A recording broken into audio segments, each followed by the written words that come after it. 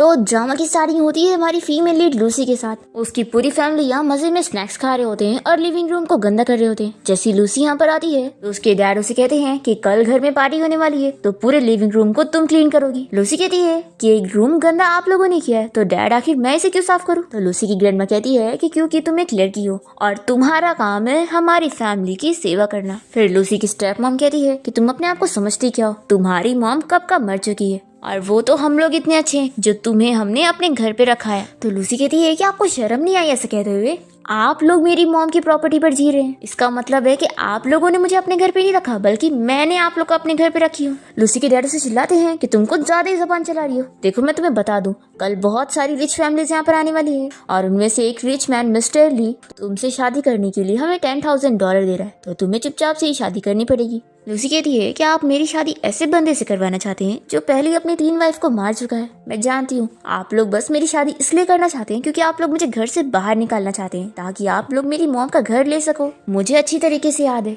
कि इतने सालों तक मेरी मॉम ने आप लोगों के लिए नौकरों की तरह काम करी पर आप लोगों ने उनके साथ किस तरीके से ट्रीट किया और मेरी मॉम की ये हालत देखकर तो मुझे शादी से ही डर लग गया और मैं कभी शादी नहीं करूंगी। ये बोलकर लूसी यहाँ से जा रही होती है तो उसके डैड चिल्लाते हैं कि तुम कहाँ जा रही हो। लूसी कहती है कि एक शांत होटल ढूंढने जहाँ मैं सो सकूं। नहीं जा सकती क्या, ऐसा बोलकर वो चली जाती है। फिर हम देखते हैं लूसी होटल के बाहर पहुंचती है और तब यहाँ पर बहुत सारी कार्स आके रुकती है जिसमें से हमारा मेल लीड बाहर आता है जिसका नाम शाओ है। उसके सभी गार्ड्स उसका वेलकम करते हैं कि वो अब्रॉड से अभी वापस आया है और अपनी कंपनी संभालने वाला है। शाओ का फ्रेंड उसे कहता है कि अब तू इतने टाइम बाद यहाँ पर आया तो मैं तुझे बहुत सारी ब्यूटीफुल लड़कियों से मिलवाना चाहता हूँ। तो शाओ अपने फ्रेंड से कहता है कि तुझे पता है ना कि मुझे लड़कियों से एलर्जी है और मैं कभी किसी लड़की से क्लोज नहीं हो सकता हूँ। तो इसका फ्रेंड पूछता है कि आखिर तेरी बीमारी अभी तक ठीक क्यों नहीं हुई, ये बता कि आखिर कौन से टाइप की लड़की से तुझे एलर्जी नहीं होती, मैं वैसी लड़की तेरे लिए ढूंढ दूंगा। इतने में लूसी यहीं से जा रही होती है और शाओ का हाथ उसे टकरा जाता है और फिर लूसी और शाओ एक दूसरे की तरफ देखने लगते हैं और शाओ बहुत ज्यादा शॉक होता है कि आखिर मुझे एलर्जी क्यों नहीं हुई। फिर इसके बाद हम देखते हैं कि शाओ के फ्रेंड ने उसे ड्रग दे दिया होता है और उसके लिए होटल रूम में एक लड़की को अरेंज कर दिया होता है और इस लड़की के टच करने से शाओ को एलर्जी होने लगती है और वो उसे दूर करता है और कहता है कि मैंने बोला ना मुझे लड़कियों से एलर्जी है।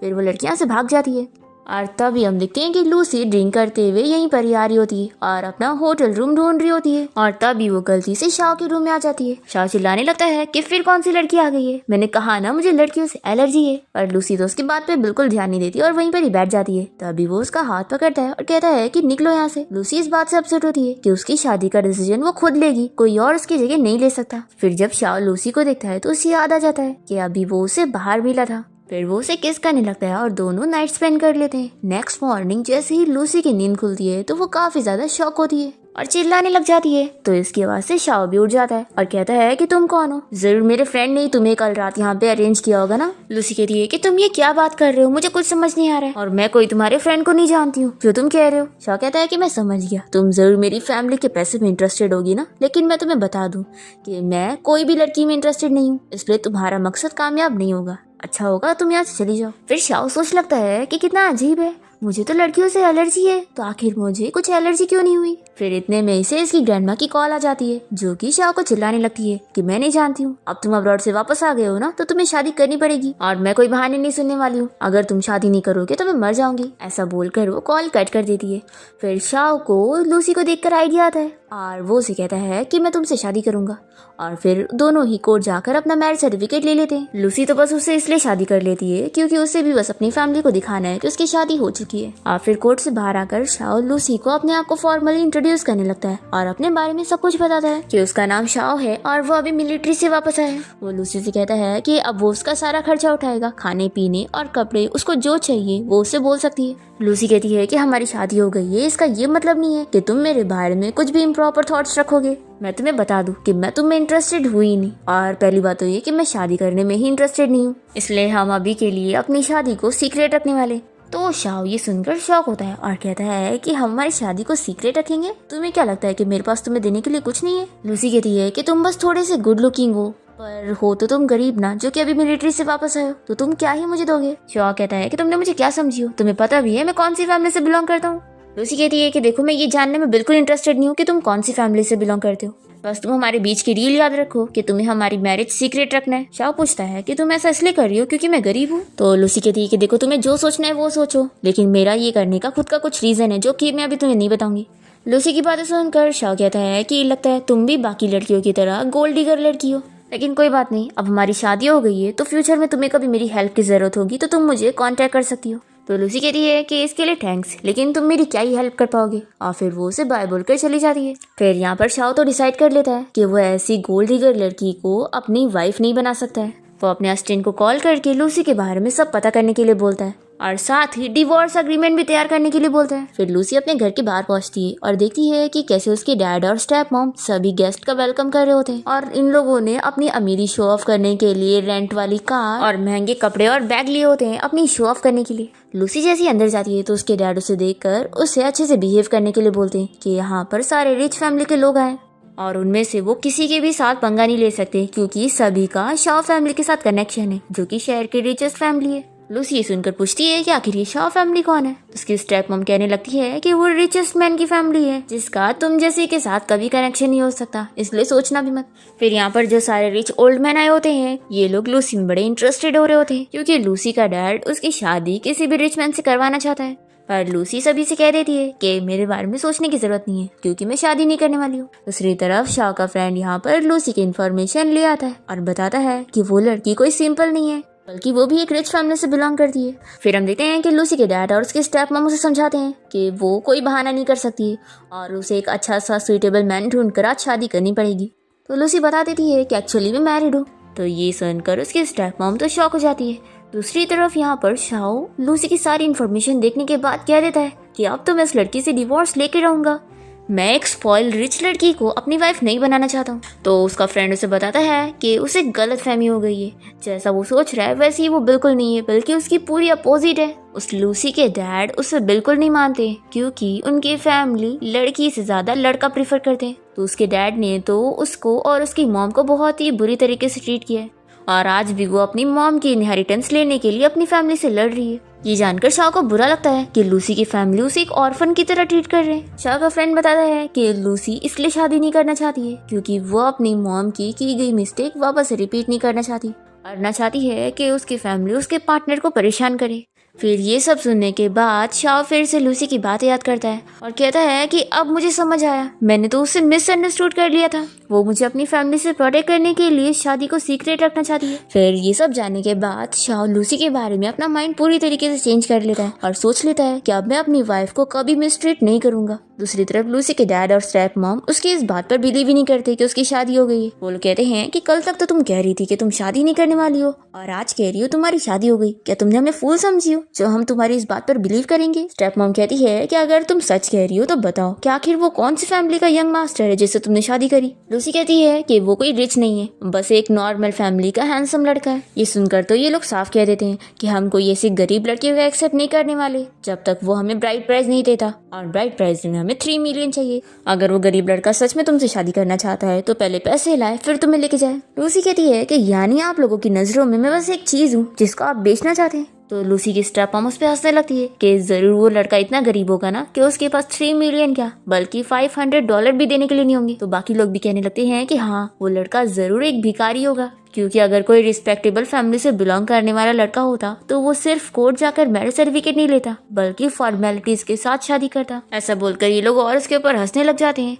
तो ये अपना मैरिज सर्टिफिकेट दिखाती है और कहती है कि वो कोई गरीब लड़का नहीं है बल्कि शहर के रिचेस्ट फैमिली शाओ फैमिली से बिलोंग करता है। तो इसकी स्टेप मॉम हंसकर कह रही है कि क्या मजाक कर रही हो, तुम्हें पता भी है शाओ फैमिली शहर की रिचेस्ट मैन है। फिर सभी ये भी कहने लगते हैं कि हमने तो सुना है कि वो जो शाओ फैमिली का रिचेस्ट मैन है उसे तो लड़कियों से एलर्जी है तो वो तुमसे शादी कैसे कर सकता है, इतना बड़ा झूठ मत बोलो। यहाँ पर लूसी के डैड तो उसे स्लैप लगाते हैं और कहते हैं कि तुम हमें फूल नहीं बना सकती हो, आज तुम्हें इनमें से कोई सुटेबल मैन ढूंढ कर शादी तो करनी होगी। लूसी कहती है कि मैं शादी नहीं करूंगी और वो जाने लगती है तो उसके डैड उसका हाथ पकड़ के रोकते हैं और गार्ड से कहते हैं कि गेट्स बंद कर दो, ये यहाँ से कहीं नहीं जा सकती। और फिर लूसी के डैड उसके ऊपर बोली लगाने का बोलते हैं कि जो भी उनकी बेटी के ऊपर ज्यादा अमाउंट देगा वो उसकी शादी उसे करवा देंगे।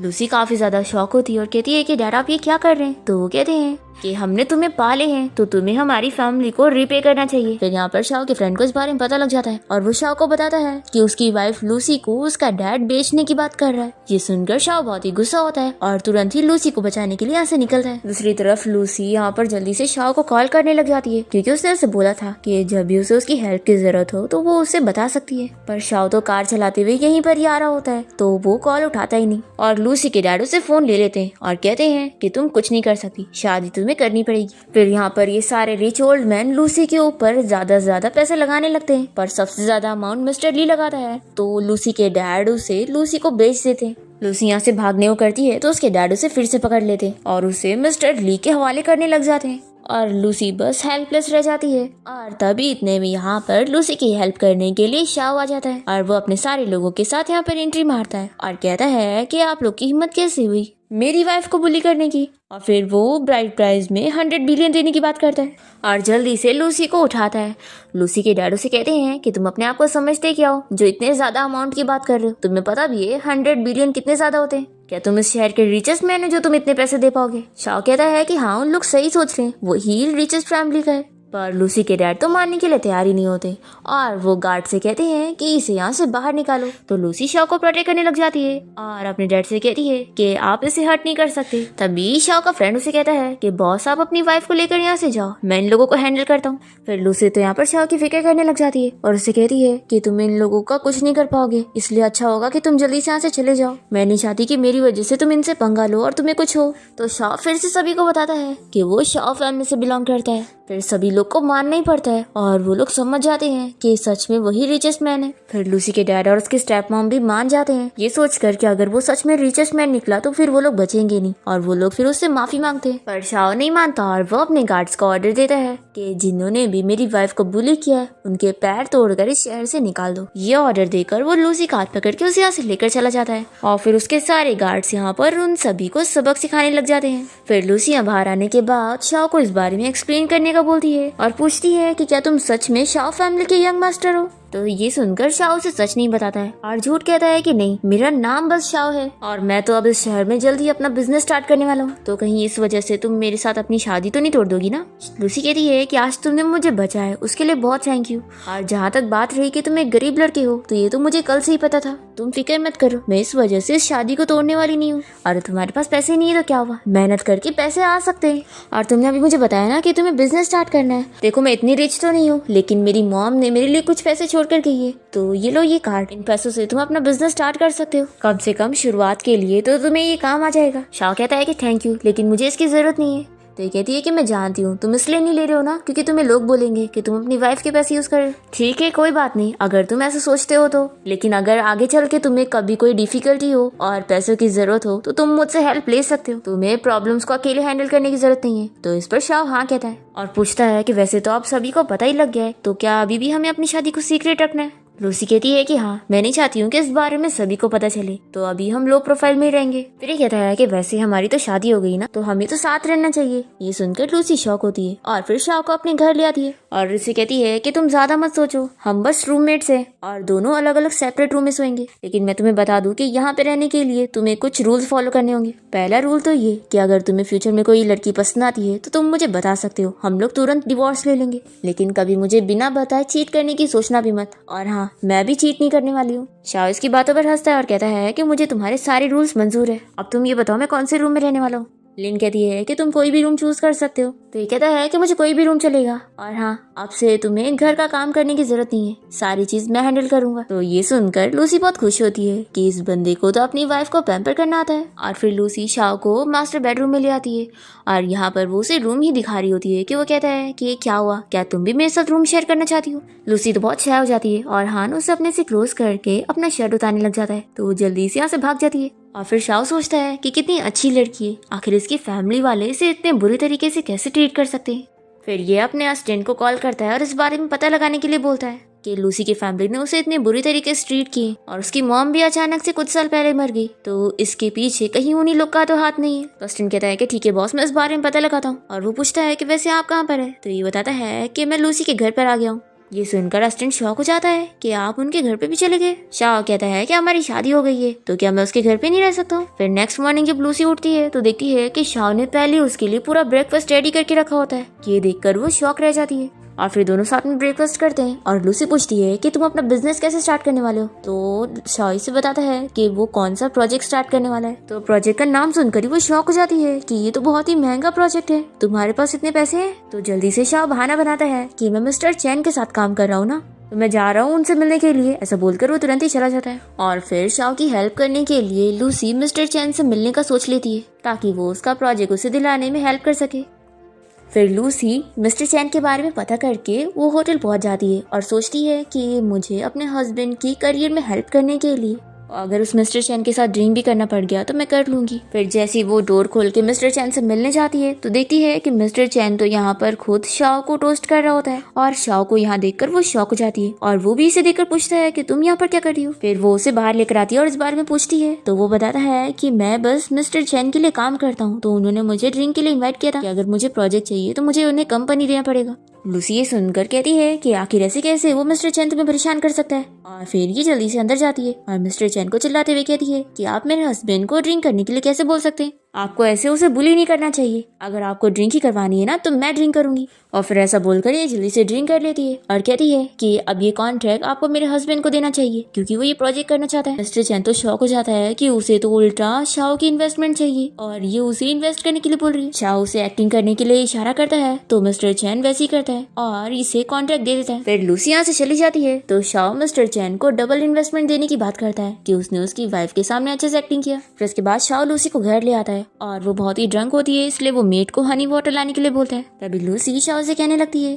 कि अब तुम्हें अच्छे से मेहनत करना होगा, देखो तुम मेहनत करोगे ना तो कोई तुम्हें कम नहीं समझेगा। शाह से कहने लगता है कि तुम बहुत ही स्टूपिड हो, आखिर तुमने इतनी ड्रिंक क्यों करी, क्या तुम्हें पता है तुम्हारा हस्बैंड बहुत ही रिच है तो तुम्हें ये सब करने की जरूरत नहीं। तो लूसी कहती है कि तुम झूठ मत बोलो, मैं जानती हूँ मेरा हस्बैंड गरीब है लेकिन कोई बात नहीं, हम दोनों मेहनत करके इस शहर के नए रिचेस्ट मैन बनेंगे। और फिर ये बोलने के बाद वो सो जाती है और शाह उसे देखकर स्माइल कर रहा होता है। फिर इसके बाद हम देखते हैं कि शाह अपने ग्रैंडमा से मिलने पहुंचता है और वो उसे देखकर खुश होती है और कहती है कि तुम बहुत ही खराब हो, 2 दिन से आए हो और अभी तक मुझसे मिलने नहीं आए थे। तो ये कहता है कि ग्रैंडमा ये सारी गार्डनिंग के काम आपको करने की जरूरत नहीं है, नहीं तो मैं और आपकी ग्रैंड डॉटर इन लो आपके लिए कितने परेशान होंगे। ये सुन के ग्रैंडमा शॉक हो जाती है और पूछती है कि क्या ग्रैंड डॉटर इन लो, अब तुम्हारे पास गर्लफ्रेंड है।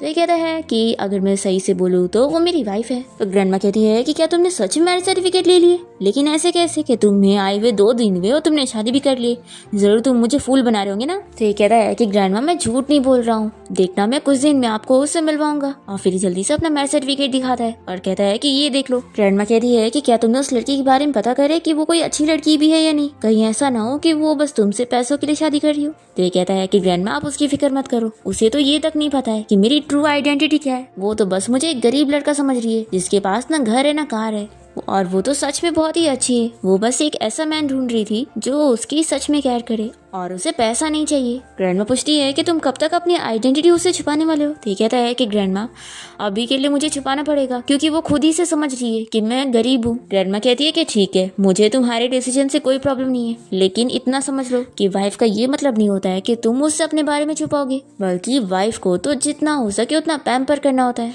फिर यहाँ पर हम देखते हैं कि लूसी को उसकी मेड उसके घर की सारी इन्फॉर्मेशन दे रही होती है कि उसके घर वाले क्या क्या कर रहे और कौन से एंटिक्स को गायब कर दे रहे। ये सोचती है कि लगता है उन्हें पैसों की जरूरत पड़ रही है। आरती अपनी मेट को समझाती है कि तुम उन पे नजर रखे रहो और मुझे सारी डिटेल बताते रहना। और फिर लूसी सोचने लगती है कि मेरी मॉम के जाने के बाद मैंने कभी नहीं सोची थी कि कोई मेरी इतनी केयर करेगा, और लगता है शाह से शादी करना मेरी सबसे राइट चॉइस थी। फिर यहाँ पर शाह की ग्रैंड माँ उसे ब्रेसलेट देती है और कहती है कि ये मेरी ग्रैंड डॉटर इन लॉ को दे देना, ये हमारी फैमिली का हेयरलूम है जो कि अब उसका है, और हाँ अब कल से तुम्हें कंपनी को संभालना स्टार्ट करना है। फिर उसके बाद शाह जब घर पहुंचता है तो वो लूसी को अपसेट देकर पूछता है कि क्या हुआ। तो ये बताती है कि मेरी फैमिली वाले है ना, वो लोग मेरे मॉम के पुराने घर को खराब करना चाहते हैं। ये कहता है कि क्या तुम्हें अपनी चीन फैमिली के बारे में इन्वेस्टिगेट करना है। लूसी कहती है कि मैं करना तो चाहती हूँ लेकिन मेरे पास हेल्प करने के लिए कोई भी नहीं है और ये मेरे बस की बात नहीं है। तभी शाह बताने लगता है कि मैंने तो अपने असिस्टेंट को बोल भी दिया और वो ये काम पे लग गया है। ये सुनकर ये शॉक हो जाती है और पूछती है कि तुम्हारे पास असिस्टेंट भी है। तो ये जल्दी से बहाने बनाता है कि नहीं, मैं बस अपने फ्रेंड की बात कर रहा था। पर फिर भी लूसी को यकीन नहीं होता कि वो तो इतना गरीब है तो उसके पास कहाँ ही ऐसे फ्रेंड्स होंगे। तो अब मुझे खुद ही कुछ करना होगा। फिर शाओ इसे अपनी ग्रैंडमा के दिए हुए गिफ्ट देता है। तो कहती है कि तुम्हारी ग्रैंडमा तो अभी मुझसे मिली भी नहीं और उन्होंने मुझे गिफ्ट भी दे दी। तो शाओ बताता है कि मैंने अपनी ग्रैंडमा को सब बता दिया कि हमने मैरिज सर्टिफिकेट ले चुके, तो वो बहुत ही खुश है, इसलिए उन्होंने तुम्हें गिफ्ट दिए। फिर ये गिफ्ट देखकर लूसी मना करती है कि नहीं, मुझे तुम्हारी ग्रैंडमा से ये सारे गिफ्ट नहीं चाहिए। मैं जानती हूँ कि तुम्हारी ग्रैंडमा ने कितनी मेहनत करके तुम्हें अकेले पाली होंगी, तो मैं तुमसे ये सब नहीं ले सकती हूँ और तुम ये मत सोचना कि मुझे कभी तुमसे पैसे चाहिए। तो शाओ अपसेट हो जाता है और कहता है कि ठीक है, फिर अगर तुम्हें ये सब पसंद नहीं आया तो मैं ग्रैंडमा को वापस कर दूंगा।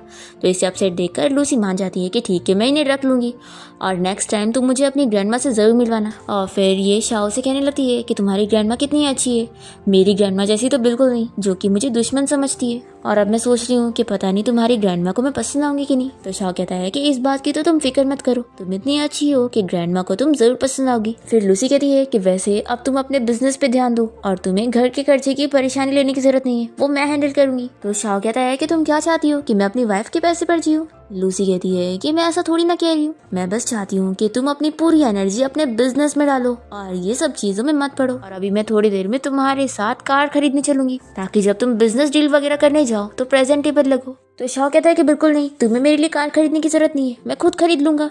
तो ये कहती है कि क्या तुम अपने पेरेंट्स के पैसे पर कार खरीदना चाहते हो? बिल्कुल नहीं। तो शाओ हार मान जाता है कि ठीक है, फिर मैं अपनी वाइफ की सुनूंगा, जैसा तुम बोलो। फिर इसके बाद दोनों ही कार खरीदने चाहते हैं और लूसी इसके लिए दो महंगी कार खरीद रही होती है। शाओ उसके लिए मना करता है, पर वो फिर भी नहीं मानती और बिल पेमेंट करने चली जाती है। तो शाओ अपने असिस्टेंट को कॉल करके लूसी के अकाउंट में काफी सारे पैसे डालने के लिए बोलता है और उसे डिसाइड करने के लिए बोलता है कि तुम कोई भी बहाना सोच लो। फिर कार खरीदने के बाद दोनों ही बाहर आते हैं और शाओ से कहता है कि वैसे तुमने मेरे लिए कार क्यों खरीदी है? क्या तुम्हें लगता है कि पुरानी कार में जाना ठीक नहीं होगा? तो ये कहती है कि नहीं, मैं तो बस चाहती हूँ कि लोगों के सामने तुम्हारा इंप्रेशन बने, क्योंकि यहाँ के सारे लोगों को बस महंगी कार ये सब की पड़ी होती है। तो शाओ कहता है कि लेकिन तुम्हें तो ये सब की बिल्कुल नहीं पड़ी और तुम मुझे बिल्कुल डिसलाइक नहीं करती हो। लूसी कहती है कि वो इसलिए क्योंकि मैं सबसे डिफरेंट हूँ। और शाओ कहता है कि फिर तो सच में मुझे ट्रेजर मिला है। फिर यहाँ पर शाओ कहने लगता है कि अगर मैं तुम्हें बताऊँ कि मैं युनशु ग्रुप कंपनी के लिए काम करने वाला हूँ तो फिर क्या तुम बिलीव करोगी? तो ये कहती है कि वो तो रिचेस्ट मैन की कंपनी है ना, तुम वहाँ पर काम कर रहे हो। शाओ इसे बताने ही जा रहा होता है कि तभी वो कहती है कि मैं समझ गई, जरूर तुम्हारी ग्रैंडमा की कनेक्शन की वजह से तुम्हें वहाँ पर जॉब मिली होगी ना। तो देखो अब तुम अच्छे से मेहनत करना और अपनी ग्रैंडमा की मेहनत को वेस्ट मत होने देना। और चलो अब तुम्हारे लिए अच्छी सी ड्रेस खरीदने चलते हैं। फिर ये दोनों एक शॉप के बाहर आते हैं और लूसी कहती है कि मैंने देखी हूँ कि तुम्हारे पास इस ब्रांड की शर्ट रहती है, तो जरूर तुम्हें ये ब्रांड पसंद होगा, तो हम यहीं से ही ड्रेस ले लेते हैं। शाओ सोचता है कि मुझे ये ब्रांड क्यों नहीं पसंद होगा, मैं बचपन से इसी ब्रांड के सारे कपड़े पहनते आया हूँ, आखिर ये मेरी ग्रैंडमा का ब्रांड जो है। और फिर वो जल्दी से शॉप में जाता है। फिर लूसी शाओ के लिए कपड़े सिलेक्ट करती है और जैसे वो ट्राई करके आता है तो ये उसे देखती रह जाती है और कहती है कि तुम सच में बहुत ही हैंडसम लग रहे हो। फिर बिल पे करने के टाइम पे लूसी फिर से पैसे देने जा रही होती है तो शाओ से रोकता है और कहता है कि इस बार मैं दूंगा। फिर दोनों ही कार के पास आते हैं और शाओ इसे अपने सारे कार्ड्स देने लगता है और कहता है कि हम दोनों की हिडन मैरिज है तो क्या हुआ, हम लोग लीगली मैरिड है, तो अब मेरी जिम्मेदारी है फैमिली को सपोर्ट करना। तो अगर तुम अब मेरे पैसे नहीं रखोगी तो मुझे बुरा लगेगा कि तुम मुझे कम समझती हो। लूसी कहती है कि असल में तुम्हें ये मुझे नहीं देना चाहिए बल्कि अपनी ग्रैंडमा को देना चाहिए, उन्होंने तुम्हें यहाँ तक पहुँचाने में कितनी मेहनत लगाई होंगी, तो उन्हें इसका रीपे मिलना चाहिए। शाओ कहता है कि मैं जानता हूँ, इसलिए मैंने अपनी ग्रैंडमा को पहले ही दे चुका हूँ और अब ये बाकी ग्रैंडमा ने कहा है कि मैं तुम्हें दूं क्योंकि तुम मेरी वाइफ हो और अब तुम्हें लेना पड़ेगा, तुम मना नहीं कर सकती हो। तो फिर लूसी को मानना पड़ता है और वो कहती है कि ठीक है, मैं इसे तुम्हारे लिए अच्छे से सेफली रखूंगी। और फिर वो इसे बताने लगती है कि आज तक मैंने अपने डैड को मेरी मॉम से पैसे लेते हुए देखी हूँ, चाहे वो कार के लिए हो, घर के लिए हो, चाहे ग्रोसरीज के लिए हो, लेकिन तुम उनसे डिफरेंट हो और तुम बहुत ही अच्छे हो। शाओ कहता है कि तुम फिक्र मत करो, हमारा फ्यूचर बहुत ही हैप्पी होने वाला है। फिर लूसी से बताती है कि अभी थोड़ी देर में मैं अपने घर जाऊंगी और उन लोगों से मुझे कुछ डील करना है, तुम फिक्र मत करो, मैं उनसे डील कर लूंगी। फिर इसके बाद लूसी जैसी अपने मॉम के घर पहुंचती है तो यहाँ पर उसकी ग्रैंडमा उसे देखकर बोलने लगती है कि अच्छा, इतने दिनों बाद तुम्हें अक्ल आ गई कि तुम्हें अपने घर भी आना है, सच में तुम बहुत ही बेकार लड़की हो।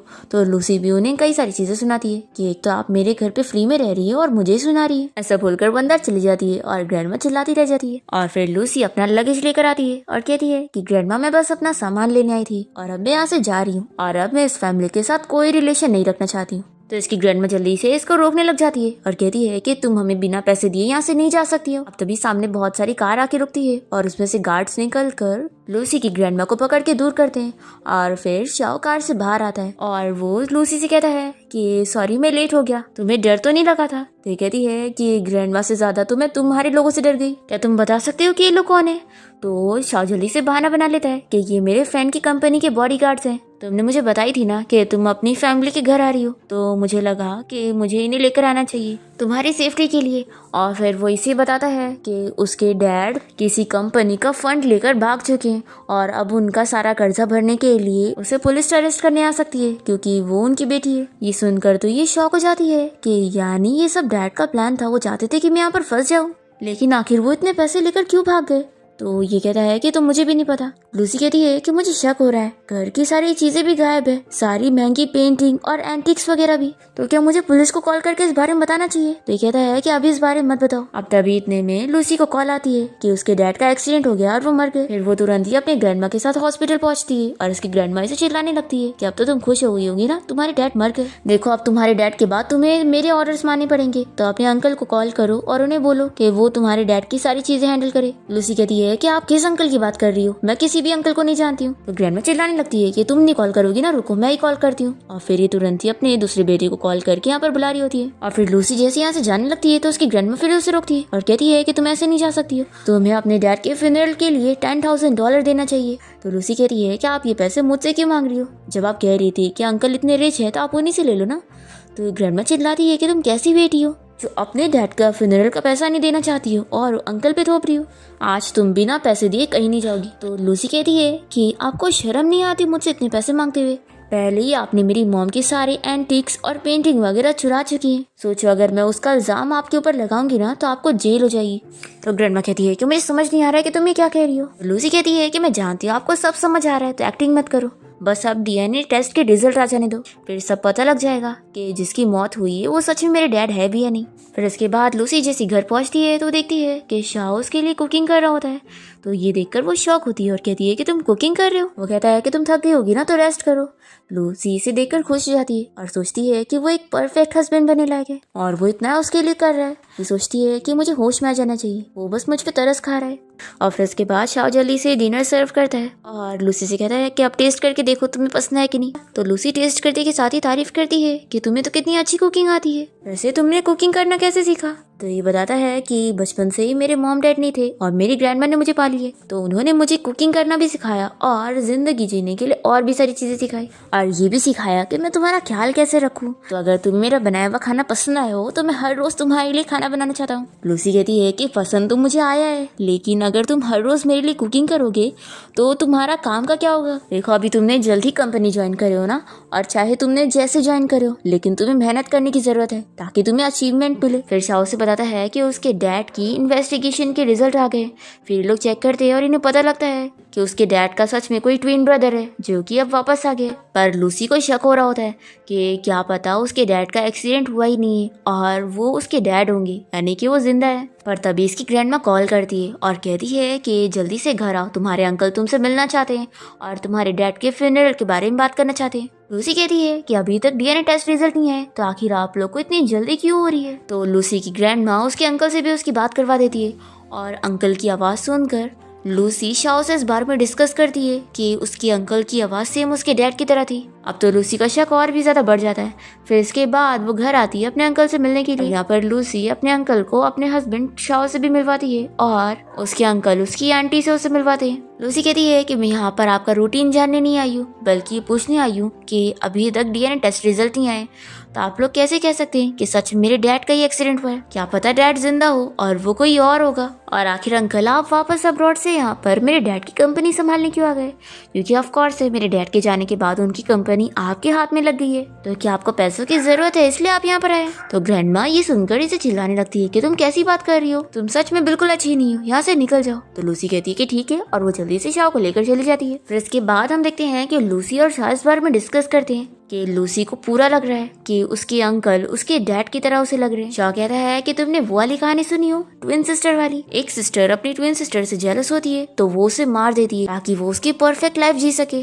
तो लूसी कहती है कि तुम्हारा मतलब है कि यानी ये मेरे अंकल नहीं बल्कि मेरे डैड है और उन्होंने अपने ब्रदर को मार दिया है। शाओ कहता है कि ये तो हमें पता लग ही जाएगा और फिर वो लूसी से बताता है कि कल मैं तुम्हें अपनी ग्रैंडमा से मिलवाने के लिए लेकर चलूंगा। तो ये कहती है कि ये कुछ ज्यादा ही जल्दी नहीं होगा, अभी तो मैं रेडी भी नहीं हूँ तुम्हारी ग्रैंडमा से मिलने के लिए। तो ये कहता है कि इसमें रेडी होने वाली क्या बात है, कल मेरी ग्रैंडमा फिशिंग के लिए जा रही है।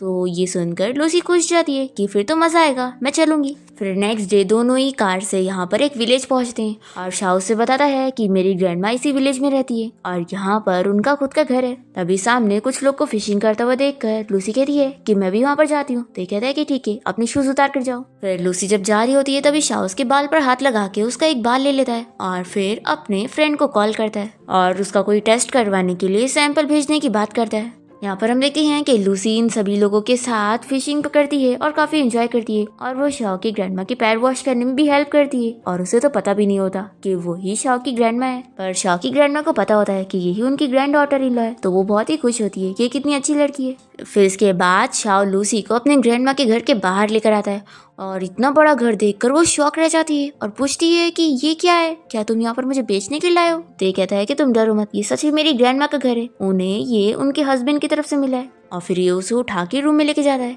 और कहता है कि तुम जाकर शावर ले लो, जब तक बाहर जाता हूँ। तो ये से रोकती है, कहती है कि नहीं, तुम यहाँ से कहीं मत जाओ, मुझे सच में डर लग रहा है। जब मैं छोटी थी तो मेरी ग्रैंडमा मुझे बेचने के लिए लेकर जा रही थी और उन्होंने मुझे ऐसी अनजान जगह पे लेकर गई थी, तब से मुझे ऐसी जगह से डर लगता है। तो शाह कहता है कि देखो डरो मत, देखो यहाँ पर मेरी फोटोज भी रखी है, ये मेरा ही रूम है।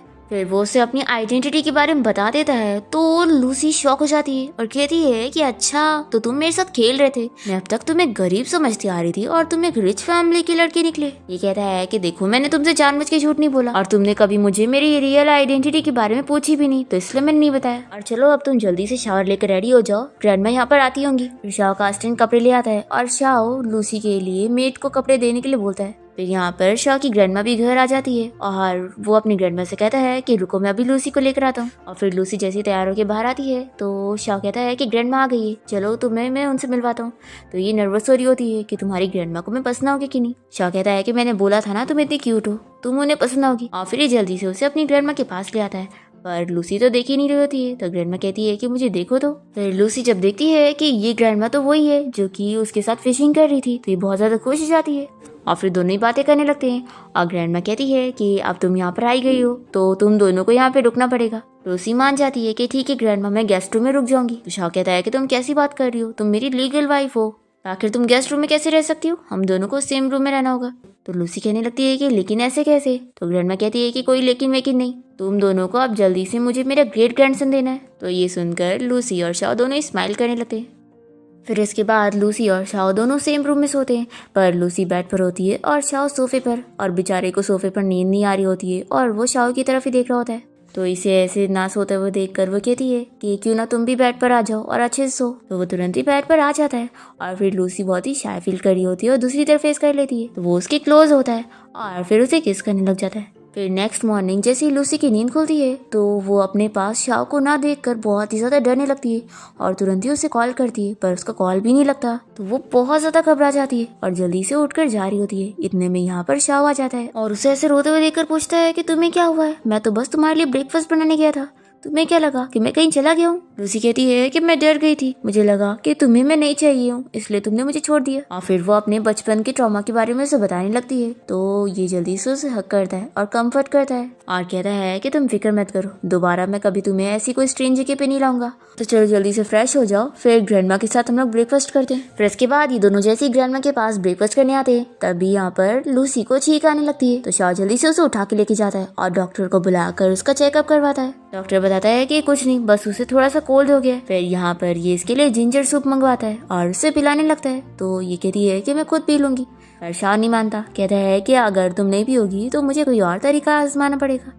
तो ये चुपचाप से पी लेती है। फिर इसके बाद शाह अपने असिस्टेंट से मिलने जाता है जो कि उसे बताता है कि उसकी वाइफ लूसी के टेस्ट रिजल्ट आ गए और पता लग गया है कि उसका जो डैड है वो उसका असली डैड है ही नहीं और लूसी का जो असली डैड है उसका नाम मिस्टर लिंग है। फिर दूसरी तरफ हम देखते हैं कि लूसी को लॉयर की कॉल आती है और वो बताता है कि उसके अंकल उससे डिनर पे बुला रहे हैं और उससे उसके डैड की कंपनी के शेयर्स के बारे में कुछ बात करना चाहते हैं। लूसी इस बारे में शाह को बता देती है तो वो कहता है कि तुम कल जरूर जाना और मैं भी तुम्हारे साथ चलूंगा। फिर लूसी जब यहाँ डिनर के लिए पहुँचती है तो देखती है कि यहाँ पर कुछ और मैन भी आए होते हैं जो कि लूसी के ऊपर काफी पैसे लगाने लगते हैं उसके साथ शादी करने के लिए। लूसी यहाँ से जाने की कोशिश करती है तो उसकी आंटी उसे कोई ड्रिंक पिला देती है और फिर ये लोग लूसी को बेहोश करके उसी किसी रिच मैन को बेच देते हैं। फिर हम देखते हैं कि शाओ यहाँ पर पहुंचकर जल्दी से लूसी को बचा कर घर लेके जाता है और जब लूसी को होश आता है तो वो रोने लग जाती है। तो कहता है कि सॉरी मैं लेट हो गया था। तो लूसी कहती है कि इसमें तुम्हारी कोई गलती नहीं है, मेरी फैमिली वालों ने मुझे बेच दिया था, वो तो अच्छा हुआ तुम टाइम पर आ गए और मैं उन लोग को छोड़ूंगी नहीं, उनसे अपना रिवेंज लूंगी। तो कहता है कि तुम फिक्र मत करो, मैं उन्हें नहीं छोड़ूंगा और जो उन्होंने तुम्हारे साथ आज किए हैं उसका मैं उन्हें बदला दूंगा। और फिर शाह कहता है कि वैसे मैंने तुम्हें एक चीज के बारे में बताया नहीं कि जो तुम्हारे डैड है वो तुम्हारे रियल डैड है ही नहीं और मैंने तुम्हारे रियल डैड के बारे में पता लगाया, उनका नाम मिस्टर लिंग है और अभी मैं उनके बारे में पता लगा रहा हूँ कि वो कहाँ पर है। फिर लूसी ये जानने के बाद रोने लग जाती है और कहती है कि 20 सालों तक मैं ये सोच रही थी कि आखिर मेरे डैड मेरे साथ इतना कोल्ड क्यों है, तो अब मुझे पता चल रहा है कि वो तो मेरे डैड ही नहीं थे। कोई बात नहीं, अच्छा ही है, वैसे भी अब ये चीज जानने के बाद मुझे मेरा रिवेंज लेने में आसानी होगी। फिर लूसी का रिवेंज लेने के लिए शाओ उसके अंकल और उसकी पूरी फैमिली को ही अरेस्ट करवा लेता है। जब लूसी इस बारे में सुनती है तो वो शाओ से पूछती है तो वो इसे कहता है कि जो तुम्हारे नकली डैड थे वो मर चुके, तो क्या तुम फिर भी उनके बारे में सब जानना चाहती हो, क्योंकि तुम्हारा उस फैमिली के साथ कोई रिश्ता नहीं है। पर फिर भी लूसी जानने के लिए हाँ बोलती है। तो शाओ लूसी को उसके अंकल से मिलवाता है जो कि उसे सारा सच बताते हैं। फिर इसके बाद इसके अंकल को भी जेल हो जाती है और इसकी फेक ग्रैंडमा को भी, और लूसी उन्हें अपने घर से भी निकाल देती है क्योंकि उनका यहाँ पर कुछ भी नहीं है और ये सब उसकी मॉम का है। शाओ लूसी के डैड के बारे में पता करवाता है तो पता लगता है कि वो भी अब मर चुके हैं। फिर नेक्स्ट सीन में हम देखते हैं कि लूसी शाओ की ग्रैंडमा से मिलने जाती है और यहाँ पर शाओ और उसकी ग्रैंडमा लूसी का बहुत ही अच्छे से ख्याल रख रहे होते हैं और उसे फ्रूट खाने के लिए देते हैं। तभी लूसी को वॉमिटिंग जैसा होने लग जाता है तो शाओ जल्दी से मेड को बुलाता है फ्रूट चेक करने के लिए, तो बताती है कि फ्रूट में कोई प्रॉब्लम नहीं है। फिर ग्रैंडमा लूसी को देखकर समझ जाती है कि उसे क्या हुआ है और वो तुरंत ही मेड से कहती है कि यहाँ पे डॉक्टर शाओ को बुलाओ लूसी को चेक करने के लिए। फिर डॉक्टर जब यहाँ लूसी का चेकअप करता है तो इन लोगों को गुड न्यूज देता है कि वो प्रेग्नेंट है। फिर ये सभी बहुत ज्यादा खुश हो जाते हैं और शाओ बहुत ही ज्यादा हैप्पी होता है कि वो अब डैड बनने वाला है। और फिर शाओ बहुत ही खुश होकर लूसी को उठा के घुमाने लग जाता है तो ग्रैंडमा चिल्लाती है कि उसकी केयर करो, ऐसा तुम नहीं कर सकते। तो शाओ कहता है कि ग्रैंडमा फिक्र मत करो, मैं इसका अच्छे से ख्याल रखूंगा और लूसी को एक चोट तक नहीं पहुंचने दूंगा। और फिर ये जल्दी से भागकर फ्लावर लेकर आता है और लूसी को रिंग दिखाते हुए प्रपोज करने लग जाता है और कहता है कि पहले तो मैं तुम्हें बहुत बड़ा प्रपोजल देने वाला था, लेकिन इतनी अच्छी न्यूज सुनने के बाद मैं और वेट नहीं कर सकता और आज तो ग्रैंडमा भी यहाँ पर है, तो मैं ग्रैंडमा के सामने तुम्हें प्रपोज करना चाहता हूँ, तो क्या तुम मुझसे फिर से शादी करोगी। लूसी कहती है कि उठ जाओ। वो पूछता है कि तुम्हारी हाँ है या नहीं, तो ये कहती है कि तुम मेरे बेबी के डैड हो, तो आखिर मैं तुम्हें कैसे मना करूंगी। फिर वो लूसी को रिंग पहना देता है और वो बहुत ज्यादा खुश होती है। ग्रैंडमा कहने लगती है कि इसमें मेरे ग्रैंडसन की खुशनसीबी है कि उसे तुम जैसी लड़की मिली है।